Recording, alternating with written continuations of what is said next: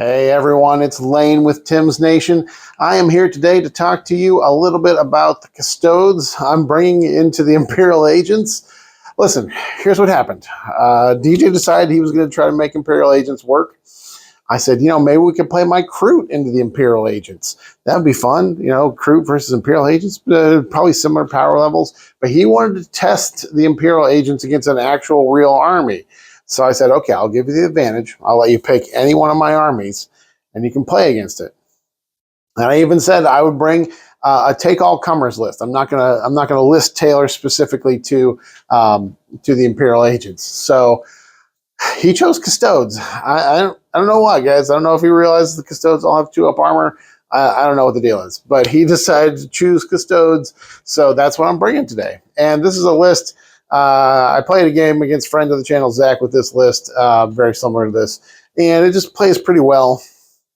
Yeah, I have a second Caladius Grav Tank. Now, it's a printed one, so it's a little, and the print's a little big. When you see these two next to each other, the printed one is a little chunky, a little extra thick, but that's all right. I like my Caladius Grav Tanks thick. So, anyways, a few different little things here, and even though he's taking Imperial Agents, I am also taking a couple allied Imperial Agents. I'm bringing Kira Draxus and the Eversor Assassin. So we both have an Eversor. We'll have an Eversor versus Eversor battle here. But yeah, really, we just have some Venatari. We've got 2 squads of Wardens. I've got Terminators that I'm using as my second squad of Wardens. So DJ's proxying a little bit. So I thought I'd give me a little bit of license to proxy a little bit here. So yeah, as you guys know, my Venatari, they have pistols and the Tarsus buckler because that's what was good last edition. I did not tear them apart and put the lances on them. So we're running all the Venatari with lances. We're using them as lances.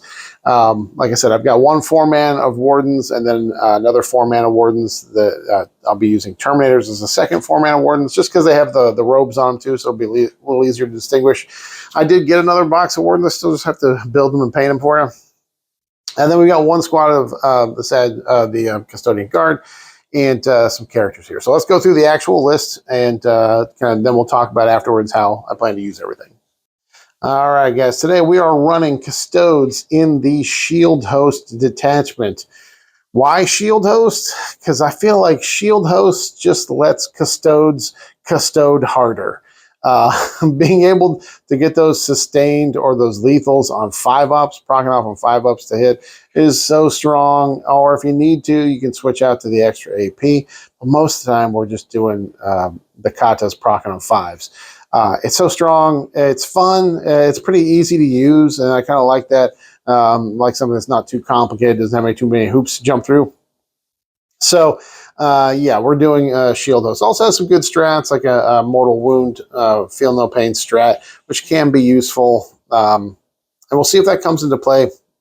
That's actually something I wanted to bring up. I want to make sure DJ is aware. He's got a Vindicare Assassin that does dev wounds, and once per game he can essentially proc that thing off and make it so it's wounding me on 2s and doing dev wounds.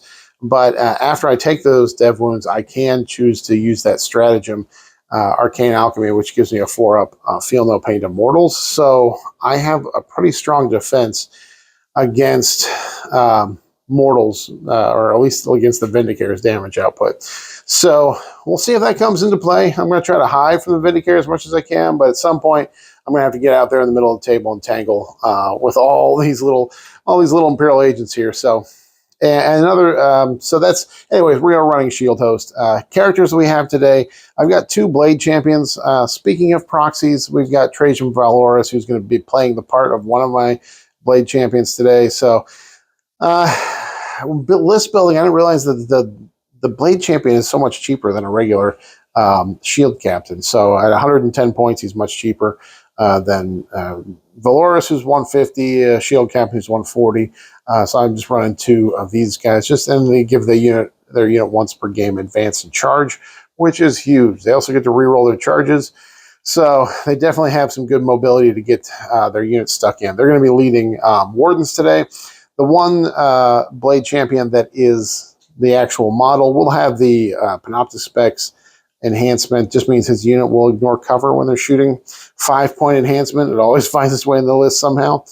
As far as battle line, we do have one 4-man squad of Custode Guard. These guys are great. Once per game, they can shoot twice, and their ability is whenever they are on an objective that they control, they can re-roll the wound roll.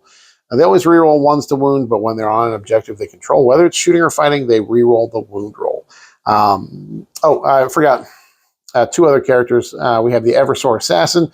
The Eversor Assassin is going to be going into all my lists. Oh my gosh, all my Imperial lists. First time I used him, he picked up an entire 10-man squad of Necron Lich Guard. They did not have the invulns, so they weren't making the 4-up saves. But he picked up a 10-man squad of Lich Guard just because he rolled 4 6s on his hit rolls, and he sustained 3 and just shredded through things. So the Eversor, just so you know, he's got a 9-inch scout move. He's got a 9-inch move. He's got 6 attacks, and he sustained 3 on his attacks. He's got a little pistol that's also sustained 3, but it's like AP 0, 1 damage, so it's not a big deal. But once per game, he gets to add 6 inches to his move, and then he adds 3 attacks to his attack profile for that 1 turn, and he also has the ability to advance and charge. So that means once per game, his threat range will be 15 inches plus 3d6 because of the advance and charge.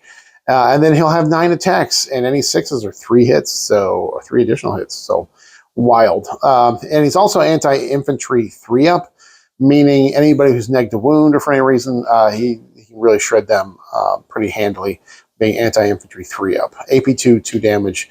Also can precision out characters and things when you need to do that. So, yeah, that's the Eversor. And then, of course, we have Kyria Draxus. The Art of War guys say she's the best model in the Custodes Codex. And she is pretty good when she's attached to Custode Guard because she benefits from the shoot twice and the reroll wounds. And she's got a anti-infantry 4-up dev wound gun that does 2 damage. It just means it can shred things. Also, in my command phase, I can roll D6 on a 2-up. Her unit cannot be targeted outside of 18 inches. So it gives them a little bit of extra durability there. Next, so we got the characters. We've got our Custode Guard. We've got 2 Caladius Grav tanks today. As I said, one of these guys is a recent print. The print is a little large. I don't have bases for either of these models, so we're just using them on the table. But yeah, the printed one is a little big. He's a little thick, a little chunky. But I'm using on the Caladius Grav tanks. The gun that I'm using is the Twin Arachnus Heavy Blaze Cannon. This thing is 4 shots, hits on 2, strength 12, AP 3, D6 plus 2 damage, and it is twin linked. And I believe when it shoots at a vehicle, it gets lethal hits. Yeah, when it shoots at monsters' vehicles, it gets lethal hits as well. Plus, it's got a little twin Elastrum bolt cannon, which is just not a very strong little gun. 3 attacks, hit on 2, strength 6, AP 1, 1 damage, sustained 1. Feels like it should be 2 damage or twin linked or something. Be a little juicier than just 3 basic shots. But anyways, we got 2 of these guys. They're pretty durable at T11, 14 wounds, and they have a 5-up invuln, 2-up armor, 5-up invuln. So they are kind of chunky and can stick around for a little while. So maybe the one being extra thick is representative of its durability. Next, I've got 2 4-mans of Custodian Wardens. The Wardens are the custodian units that have all the defensive buffs on them. A lot of people just run 3 squads of them in their armies because they are so durable. When they're led by a character, they're neg 1 to wound if the strength of the attack is higher than their toughness, and their toughness 6. And once per game in any phase, and you have to proc it at the start of the phase, so sometimes people can kind of bait it out of you, but once per game in any phase, at the start of the phase, you just decide that they have a 4-up feel no pain for that phase, which can be incredibly powerful, considering that they have 2-up armor, 4-up invulns, and they're neg 1 to wound. And then you've got that 4-up feel no pain to everything on top of that. So super strong, super durable. Next, Venatari, guys. You got 3 3-mans of the Venatari. Now, here's the deal today. I'm going to talk a little bit about how I'm going to use the Venatari today. The Venatari have 2 very strong, very powerful rules. Actually, 3, if we count their attacks. They have the ability to rapid ingress for free, and even if someone else is already rapid ingressed, they can rapid ingress. They still have this ability to do the stratagem multiple times in one turn, in one phase, because they specifically name it out in their data sheet. So you can rapid ingress all 3 of these units in one turn. I've got 3 3-mans here. Now, We also have another ability on them, which lets them fall back, shoot, and charge. So they have a lot of flexibility and then they can't get tied up. And they are obviously super strong when it comes to using that rapid ingress ability. However, one of the things to keep in mind when you're playing competitively is just because you have an ability doesn't mean you should always use it. So I actually think that I'm probably going to start all of them on the table. Maybe put one in reserve, one in deep strike, because I know DJ's got a bunch of forward deploys, a bunch of infiltrate, a bunch of units that he can just stretch out and take up a bunch of space. He's got a couple of the navigators, so they can do deep strike denies. I might just start at least 2 squads on the table, maybe all 3 of them, depending on what deployment we roll up and what mission we roll up here, because it might just make some more sense to start on the table so that I don't get blocked out from rapid ingressing, and they just have more time to be on the table and shredding through this army. That's going to be my goal, is just to kill as much as fast as I can. So we'll see if I use that or not. And I said they kind of have 3 abilities. The other ability is that their lance has the lance keyword. So they get 5 attacks hitting on 2s. Strength 7, AP 2, 2 damage with lance means they can hit real hard. When it comes down to it, he's got an Imperial Knight in his list. I'm going to do some shooting with my Cladius Grav tanks. They might be able to do it. I think over 2 turns, they would be able to pick up that Knight. But if not, I think one of these Venatari squads going in, getting lethals on 5-ups and then also lance on their hits is going to be really strong. So that's them. I've got 1 4-man squad of Witch Seeker Sisters. I think in my picture I had 5 girls in there accidentally. But I'm doing the Witch Seekers this time because they had a few extra points, and they do have a scout move and flamers. So they're better with the scout move and the flamers, and I had the extra points in my list. Usually if I just have 40 points, I put in the prosecutors with the basic bolters, but we're going to use these girls, and that's it. That's the list. So some key strategies I'm going to try to be used today. Like I said, Venatari probably starting on the table so that they can just start moving, getting an engagement moved across the table and not have to worry about being blocked out from the rapid ingresses or deep strikes and being put out of position. Especially, I think DJ is going to be relying on infiltrating a bunch of units and move blocking me while they fly. So they're just going to move right over things. And being on the table just means I'll be able to put out a lot more damage turn 1 if they're out there. So I'm just, like I said, my strategy against this army is going to be try to pick it up as fast as possible. I want to get home early tonight. Don't want to be out late. We're going to just kind of kill these 105 models or however many he has, kill them as fast as we can. And to do that, starting on the table gives me 1 extra turn. They still have a 10-inch move anyways. They move real fast. So we're going to keep them, like I said, probably most of them on the table. Then as far as key stratagems, like I said, we have the Mortal Wound Defense one. It's a stratagem. The powerful thing with this strat is that it gives you a 4-up feel no pain to mortals. But the real key here is that when you read the wording of the stratagem, and I will get it out here and we'll take a look at it together, the real strength of it is that when it's triggered, and it's when you take mortal wounds.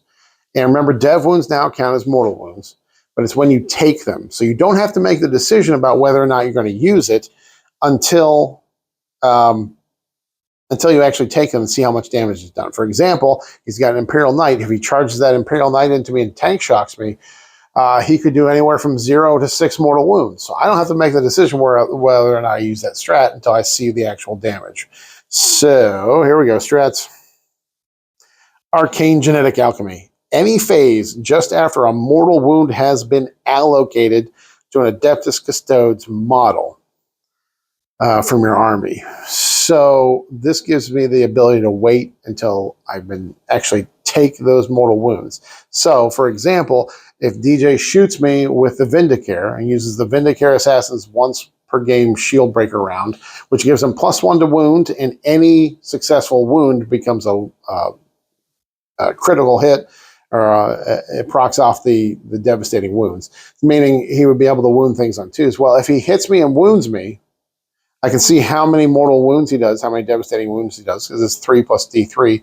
If it's 6 and it's enough to kill the character, well, then I will just, at that time, when that mortal wound is allocated to the character, at that time I can proc the strat to give me a 4-up feel no pain no mortals. So super strong because of when you actually trigger it. For example, again, if someone throws grenades at me, I can wait to see what their grenade roll is. They roll hot, roll 6 mortal wounds on me. Okay, sure, I'll pull the trigger on the strat. If they roll 1 or 2, I probably won't. It's not worth it. So that's definitely something that's going to be coming up today.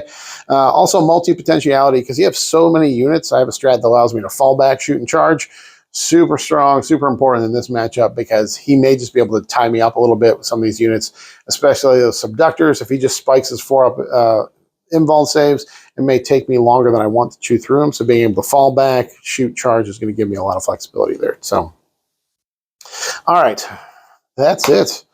Hopefully my Custodes can shoot that big knight off the table. If not, we'll get some Venatari in to punch it a little bit. Other than that, everybody's just going to be moving forward, trying to control the board. I know sometimes Custodes have trouble with secondaries. I feel like because I took as many, the smaller squad sizes, I could take 5 Wardens or 5 Custode Guard, but I just decided to do the 4-mans just to give me more units. So I've got 3 foot units, 3 Venatari units, 2 Custodes grav tanks. I've got the squad of sisters. It gives me some flexibility so I can do some actions here and there. And we'll see. We'll see how it pays off. Hopefully I can score those secondaries. But anyways, follow me over to the battle report, and let's see how these guys do against the Imperial Agents.